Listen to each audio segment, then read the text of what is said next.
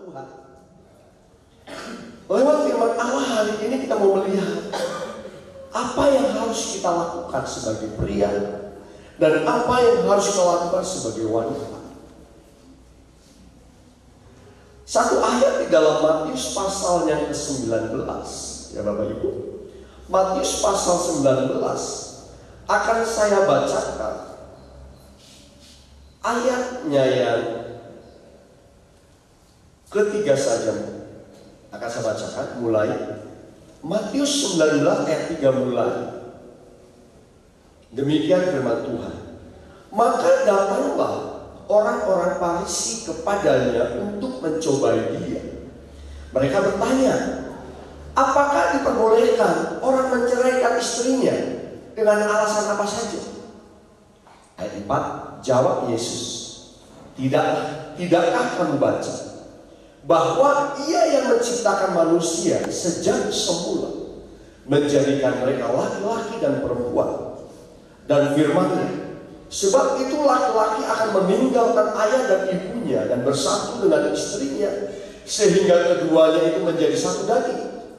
Demikianlah mereka bukan lagi dua, melainkan satu. Karena apa yang telah dipersatukan Allah tidak boleh diceraikan manusia.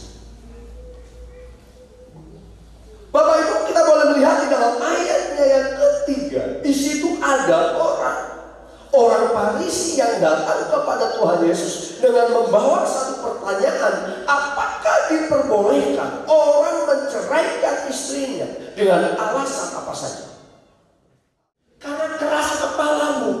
Yang satu nggak mau mengalah, suami nggak mau mengalah, istri nggak mau mengalah. Mereka bertahan kepada kebenarannya. Mereka sama-sama keras kepala. Kalau akhirnya mereka cerai pun karena memang tegar tengkuk. Namun dari awal tidaklah demikian, kata Tuhan. Jadi kalau ada orang Kristen yang cerai pernikahannya itu bukan kehendak Tuhan. Karena tegar tengkuknya mereka dua, baik si laki-laki maupun si perempuan. Banyak cerita Bapak Ibu dengan mereka. Walaupun singkat, tapi banyak makna-makna yang didapat ya untuk mempersiapkan mereka menjadi pasangan-pasangan suami istri yang berkomitmen dengan janji nikah, janji suci mereka di hadapan Tuhan. Nah, ada seseorang datang ke tanda kami begini, Pak Pendeta, kita minta diberkati gitu ya. Status Anda bagaimana? Pertama saya tanya, silakan statusnya bagaimana, betul Pak ya? Yang nomor status jangan-jangan gitu ya. Kedua mempelai ini sudah menikah. Itu ada surat pelajaran belum ya. Jadi pernah datang seorang begitu. Saya katakan kasusnya apa?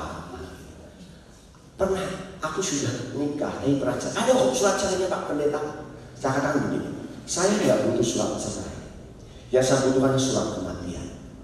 Artinya apa? Jawaban ada pasangan.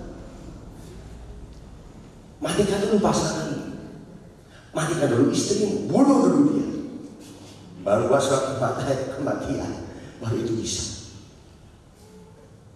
Itu pun gak di sini, ya saya katakan, saya nggak butuh surat perceraian, tapi saya butuh surat kematian.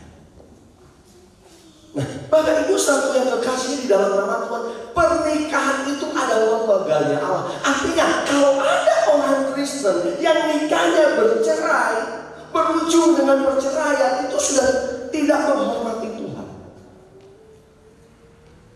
Mengapa Bapak Ibu? Karena pernikahan itu ada satu lembaganya Allah, lembaganya Tuhan, di mana Tuhan yang membentuk lembaga pernikahan. Dalam Kejadian pasal 2-3 itu jelas bagaimana pernikahan yang dimulai di Taman Eden.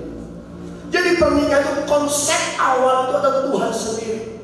Tuhan yang membangun, Tuhan yang membuat konsep pernikahan itu. Dan kalau ada orang Kristen yang nikahnya bercerai, itu dia sudah mengecewakan Tuhan.